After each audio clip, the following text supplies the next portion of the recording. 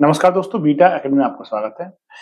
दोस्तों, आज हम एपीएस क्लास के लिए इंटरनेट संबंधित कुछ प्रश्नों को डिस्कस करते हैं। आइए दोस्तों, पहला प्रश्न हमारा क्या है? एचटीएमएल में नो सैड प्रतीक है। एचटीएमएल के बारे में आप जानिए। एचटीएमएल एक भाषा होती है, इसकी फुल फॉर्म क्या होती है? Hyper text markup language. Hyper text markup language क्या होती है? इसकी full form hyper text markup language होती है। तो इसके बारे में आप जान लीजिएगा, ये एक नॉन केस सेंसिटिव लैंग्वेज होती है। नॉन केस सेंसिटिव मीन्स क्या है? ये स्मॉल और कैपिटल लेटर में ये फर्क नहीं करती है। तो इसमें क्या है? नो सैड एट्रीब्यूट किस लिए प्रयोग होता है? तो जब हम नो सैड एट्रीब्यूट लगाते हैं दोस्तों, तो एक लाइन आती है डार्क ग्रे रंग की। तो हमारा ये सी विकल्प सही है। आइए दोस्तों, अगला प्रश्न हमारा क्या है? अगला प्रश्न दोस्तों हमारा है, एचआर में एचआर किस लिए है? यानी एचआर एक टैग है, इसमें एचआर का मीन्स क्या है? हॉरिजॉन्टल रूल होता है। एचआर किस लिए होता है? हॉरिजॉन्टल रूल्स के लिए होता है। ये कुछ टैग्स हैं एचटीएमएल के। आइए दोस्तों, अगला हमारा प्रश्न है, निम्नलिखित में से किस प्रोटोकॉल द्वारा वर्ल्ड वाइड वेब तक पहुंचा जा सकता है? यानी वर्ल्ड वाइड वेब, www, ये क्या होता है? वर्ल्ड वाइड वेब क्या होता है? www क्या होता है? ये एक हमारी वर्ल्ड वाइड वेब एक संस्था है, जिसका इस संस्था के द्वारा विभिन्न प्रकार की वेबसाइट्स को मानक प्रदान किया जाता है। अच्छा, इस संस्था को वर्ल्ड वाइड वेब है, इसकी खोज किसने की थी? टिम बर्नर्स ली ने इसको बनाया था। तो मैक्सिमम वेबसाइट्स होती हैं, उनके लिए ओपन करने के लिए एचटीटीपी प्रोटोकॉल्स का प्रयोग होता है। HTTP, hypertext transfer protocol. चलिए दोस्तों, अगला हमारा प्रश्न क्या है? ईमेल में संदेश किस में संचित किए जाते हैं? ईमेल होता है इलेक्ट्रॉनिक मेल, उसमें संदेश कहाँ होते हैं? तो ईमेल में इनबॉक्स के अंदर संदेश होते हैं। जैसे आप लोग के मोबाइल में मैसेज आते हैं, तो मैसेज कहाँ जाते हैं? आपके इनबॉक्स फोल्डर में आपके मैसेज स्टोर हो जाते हैं। आइए दोस्तों, अगला प्रश्न हमारा क्या है? अगला प्रश्न है हमारा, यदि इंटरनेट में एक ईमेल का पता bluestar@mars.org है, तो यह mars.org क्या दर्शाता है? तो mars.org क्या दर्शाएगा? ये डोमेन के नाम को दर्शाएगा। क्योंकि होता क्या है, ईमेल का जो फॉर्मेट होता है ईमेल लिखने का, ये होता है यूजर नेम @डोमेन नेम। ये फॉर्मेट है किसी भी ईमेल एड्रेस का, याद कर लीजिएगा। अगला प्रश्न दोस्तों क्या है? ईमेल सेवा सर्वप्रथम किसने प्रारंभ की थी? ईमेल इलेक्ट्रॉनिक मेल एक सेवा है, ये किसने प्रारंभ की थी? हॉटमेल। हॉटमेल ईमेल प्रोवाइडर ने ईमेल सेवा सबसे पहले प्रारंभ की थी। याद कर लीजिएगा, ये फैक्ट वाले प्रश्न हैं, इसमें कुछ समझने की आवश्यकता नहीं है, याद करना है केवल। किसी उपयोगकर्ता द्वारा किसी वेबसाइट पर अपने ईमेल के लिए लॉगिन और पासवर्ड का सत्यापन क्यों किया जाता है? तो लॉगिन और पासवर्ड का सत्यापन क्यों किया जाता है? उपयोगकर्ता के प्रमाणन हेतु। जब आप लोग संस्थान में जाते हैं तो आपकी फीस स्लिप चेक होती है। किस लिए होती है? आपको ऑथेंटिकेट करने के लिए, आपको प्रमाणित करने के लिए। हाँ, आप एक ऑथोराइज्ड पर्सन हैं, आप प्रवेश पा सकते हैं, इसलिए। अगला प्रश्न दोस्तों क्या है? अगला प्रश्न देख लेते हैं हमारा,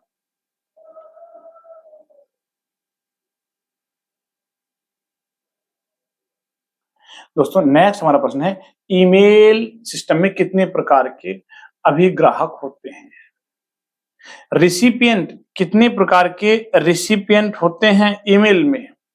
तो 3 प्रकार के रिसिपिएंट होते हैं ईमेल में। आप एक तो टू वाले सेक्शन में ईमेल भेज सकते हो, सीसी वाले सेक्शन में भेज सकते हो, बीसीसी वाले में भेज सकते हो। तो ये 3 प्रकार के रिसिपिएंट होगा, इन तीनों को आप ईमेल भेज सकते हो। सीसी का अर्थ कार्बन कॉपी होता है, बीसीसी का ब्लाइंड कार्बन कॉपी होता है। 3 कैटेगरी में आप भेज सकते हैं। चलिए दोस्तों, अगला प्रश्न देख लेते हैं क्या है? निम्नलिखित में से कौन सा ईमेल से संबंधित नहीं है? यानी ईमेल से संबंधित कौन सा सॉफ्टवेयर नहीं है? तो पावर पॉइंट नहीं है। पावर पॉइंट के द्वारा प्रेजेंटेशन बनाया जाता है, स्लाइड बनाया जाता है। पावर पॉइंट का जो फाइल होती है उनका एक्सटेंशन .ppt होता है, .pptx होता है। इसकी फाइल्स का एक्सटेंशन, ये याद कर लीजिएगा। अगला प्रश्न दोस्तों क्या है, ईमेल एड्रेस में क्या शामिल होता है? ईमेल एड्रेस में क्या शामिल होता है? ईमेल क्या होता है दोस्तों? इलेक्ट्रॉनिक मेल होता है। तो क्या शामिल होता है? प्रयोक्ता का नाम, उसके बाद डोमेन नेम, ये शामिल होता है। अगला प्रश्न दोस्तों क्या है, फाइलों को ट्रांसफर करना और संदेशों को आदान प्रदान करने के लिए किस यूटिलिटी का प्रयोग होता है? तो आदान प्रदान करने के लिए ईमेल का प्रयोग होता है। अगला प्रश्न दोस्तों क्या है हमारा, निम्नलिखित में ईमेल एड्रेस याद करने के लिए किसका उपयोग किया जाता है? ईमेल एड्रेस याद करने के लिए किसका प्रयोग किया जाता है? एड्रेस बुक का। जीमेल में एक फैसिलिटी है दोस्तों, आप किसी का भी contact number, email ID, place वगैरह स्टोर कर सकते हैं। ये फैसिलिटी एड्रेस बुक प्रोवाइड करती है। अगला प्रश्न दोस्तों देख लेते हैं क्या है, उस फाइल को क्या कहते हैं जो ईमेल से जुड़ी होती है और ईमेल प्राप्त करने वाले को भेजी जाती है? उस फाइल को क्या कहते हैं जो ईमेल से जुड़ी होती है और ईमेल प्राप्त करने वाले को भेजी जाती है? तो ईमेल से जुड़ी होती है और ईमेल प्राप्त करने वाले को भेजी जाती है, ये क्या होता है? अटैचमेंट होता है।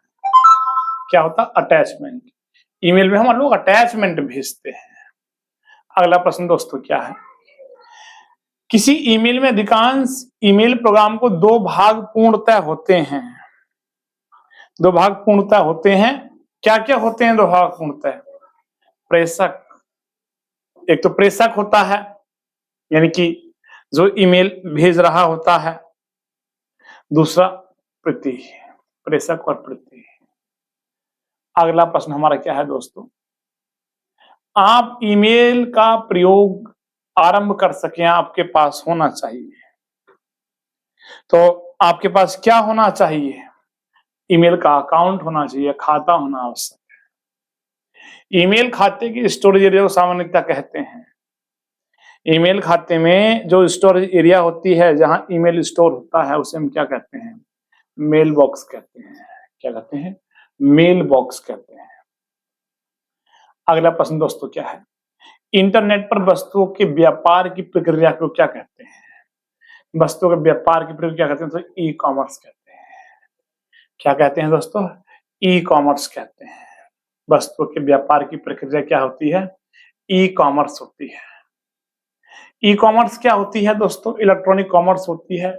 इंटरनेट के माध्यम से व्यापार होता है।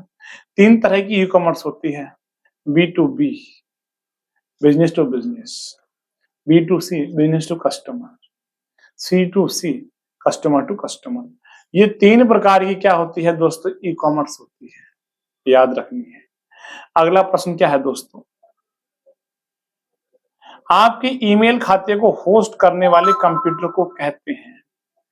ईमेल खाते को होस्ट करने वाले कंप्यूटर को कहते हैं। तो जो ईमेल खाते को होस्ट करता है कंप्यूटर, उसे हम क्या कहते हैं दोस्तों? ईमेल सर्वर कहते हैं। ईमेल सर्वर पर हम लोग अपना अकाउंट बनाते हैं। निम्नलिखित में अधिकांश मेल प्रोग्राम किसी ईमेल के किसी भाग को अपने आप पूरा कर लेते हैं। तो क्या क्या, वो कौन कौन से कर लेते हैं? फ्रॉम और एंड टू। क्योंकि जब हम मेल पहले से भेजते हैं तो रिकॉर्ड उसका सेव हो जाता है, अपना आप ले लेता है। ईमेल सेवा के संबंध में पॉप का अर्थ क्या है? पॉप क्या होता है? पोस्ट ऑफिस प्रोटोकॉल होता है। अनेकों बार आपको बताया है। तो इसके दो वर्जन होते हैं, पॉप 2 और पॉप 3। 109 पर काम करता है और 110 पर काम करता है। पोर्ट नंबर है। ईमेल रिसीव करने के लिए प्रयोग होते हैं।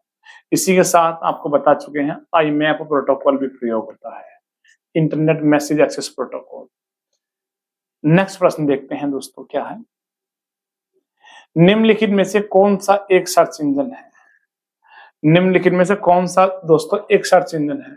तो सर्च इंजन क्या होता है? एक वेबसाइट होती है जिसका प्रयोग किस लिए होता है? अन्य वेबसाइट्स को सर्च करने के लिए होता है। तो हमारा आंसर क्या होगा? कौन सा? पैकेट्स, कुकीज तो विकल्प है। हमारा कौन सा सर्च इंजन है? वाइडू सर्च इंजन है। नेक्स्ट दोस्तों अगला प्रश्न देख लेते हैं क्या है। नेक्स्ट प्रश्न हमारा है, निम्नलिखित में से वीडियो कॉन्फ्रेंसिंग हेतु कौन सा डिवाइस अनिवार्य है? तो वीडियो कॉन्फ्रेंसिंग हमें करानी है, उसके लिए हमारे पास जो है आवश्यक क्या है? वेब कैम का आवश्यकता है। नेक्स्ट है दोस्तों, सिग्नल की शक्ति को कम किए बिना नेटवर्क की लंबाई बढ़ाने के लिए किसका उपयोग किया जाता है? तो दोस्तों आपको एक बार बताया गया है, रिपीटर का प्रयोग होता है। रिपीटर एक नेटवर्किंग डिवाइस होती है। ये क्या करता है? कमजोर सिग्नल को मजबूत सिग्नल, वीक को स्ट्रॉन्ग में बदल देता है। मैं एक बार बताया है दोस्तों, पेड क्लास में, ऑफलाइन क्लास में बताया है। नोट कर लीजिएगा, रिपीटर नेटवर्किंग डिवाइस होती है। ये केवल डेटा सिग्नल को मजबूत में बदलता है। गूगल ने किस वेब ब्राउजर को विकसित किया है? गूगल ने किसको विकसित किया? गूगल ने क्रोम को विकसित किया। गूगल क्रोम के नाम से वेब ब्राउजर आता है। अगला प्रश्न है दोस्तों, संचार नेटवर्क प्रणाली में फायरवॉल का उपयोग होता है। फायरवॉल किस लिए प्रयोग होता है? अनाधिकृत आक्रमण के लिए होता है, यानी अनऑथराइज एक्सेस के लिए प्रयोग होता है फायरवॉल। अगला प्रश्न क्या है दोस्तों, इंटरनेट सिस्टम किस तकनीक का प्रयोग करता है? इंटरनेट सिस्टम किस तकनीक का प्रयोग करता है?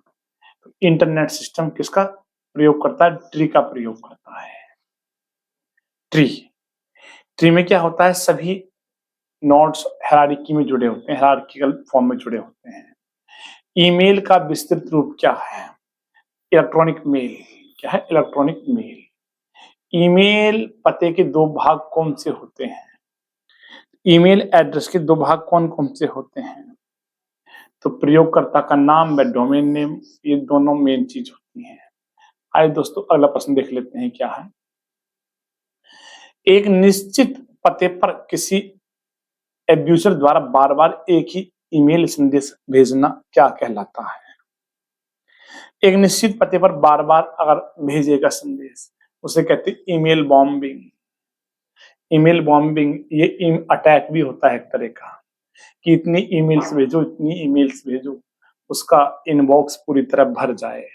ये क्या होता है? इसे हम क्या कहते हैं? ईमेल बॉम्बिंग कहते हैं। अगला प्रश्न देख लेते हैं दोस्तों क्या है। अगला प्रश्न हमारा है, ब्लॉग शब्द दो शब्दों का संयोजन है। ब्लॉग शब्द दो शब्दों का संयोजन है। क्या? ब्लॉग। तो ब्लॉग हमारा दो शब्दों का संयोजन है। ब्लॉग इसलिए प्रयोग होता है, ब्लॉग का प्रयोग होता है कोई आर्टिकल वगैरह लिखने के लिए।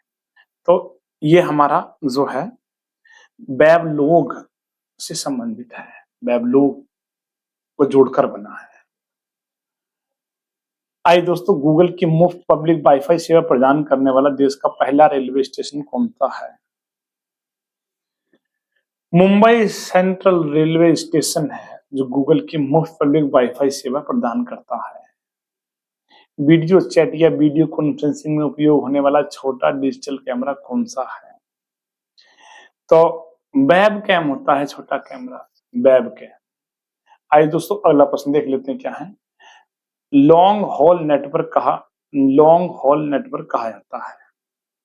लॉन्ग हॉल नेटवर्क क्या होता है? वैन होता है, वैन, वाइड एरिया नेटवर्क को कहते हैं। आईएसडीएन सेवा में मॉडेम की जरूरत नहीं पड़ती है। आईएसडीएन क्या होता है? इंटीग्रेटेड सर्विस डिजिटल नेटवर्क, इसमें मॉडेम की आवश्यकता नहीं पड़ती। तो क्यों नहीं पड़ती? क्योंकि इसमें डेटा का हस्तांतरण डिजिटल रूप में होता है। भाई इसका नाम ही ये है, integrated service digital network. SIM का पूर्ण रूप क्या है? सिम क्या होता है? एक डिवाइस, एक छोटा चिप होता है जो आप मोबाइल में यूज करते हो। फुल फॉर्म क्या होता है? Subscriber identity modules. आइए दोस्तों अगला हम प्रश्न देख लेते हैं क्या है। अगला दोस्तों हमारा प्रश्न है, वाई मैक्स किससे संबंधित है? वाई मैक्स किससे संबंधित है? कम्युनिकेशन से, डेटा ट्रांसफर के लिए प्रयोग होती है। निम्न पर विचार कीजिए, निम्न पर विचार कीजिए। तो दोस्तों ब्लूटूथ उपकरण है, तार रहित फोन, कॉर्डलेस फोन, सूक्ष्म तरंग, वाईफाई उपकरण, इनमें से कौन से 2.4 और 2.5 गीगाहर्ट्ज का प्रचलन कर सकते हैं? तो सभी जो तकनीक हैं ये सब की सब तकनीक जो है आपकी 2.4 और 2.5 गीगाहर्ट्ज फ्रीक्वेंसी का यूज करते हैं, रेडियो तरंगों का प्रयोग करते हैं। इसका डी विकल्प सही है। 1 2 3 4 याद कर लीजिएगा। अगला प्रश्न देख लेते हैं दोस्तों। कंप्यूटर का जाल क्रमित करना, नेटवर्किंग करना क्या कहलाता है? तो नेटवर्किंग से खतरों के अवसर में बढ़ोतरी होती है, कंप्यूटर उपभोक्ता बढ़ती है, सभी है। मोबाइल फोन में प्रयुक्त सीडीएमए प्रौद्योगिकी, सीडीएमए का फुल फॉर्म क्या होता है? Code division multiple access, code division multiple access, याद कर लीजिएगा। अगला प्रश्न है इंट्रानेट क्या है? इंटरनेट के बारे में पहले ही बताया जा चुका है। ये एक कंपनी का क्या होता है? प्राइवेट नेटवर्क होता है जो कंपनी के अंदर प्रयोग होता है, इंटरनेट।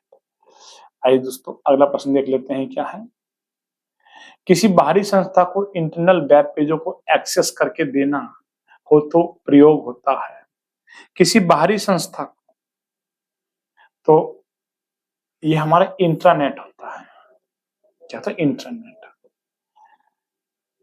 ऐसी युक्ति जो आंकड़ों को आवेगों में परिवर्तित करती है तथा उन्हें टर्मिनल से कंप्यूटर और कंप्यूटर से टर्मिनल को टेलीफोन लाइन पर प्रेषित करती है, वह है। तो ऐसी कौन सी युक्ति है? कौन सा इसका आंसर होगा? मॉडेम है। मॉडेम हमारा करती है ये काम। याहू गूगल व एमएसएन है, याहू गूगल व एमएसएन है, तो ये हमारी क्या है? ये सब इंटरनेट की साइट्स हैं।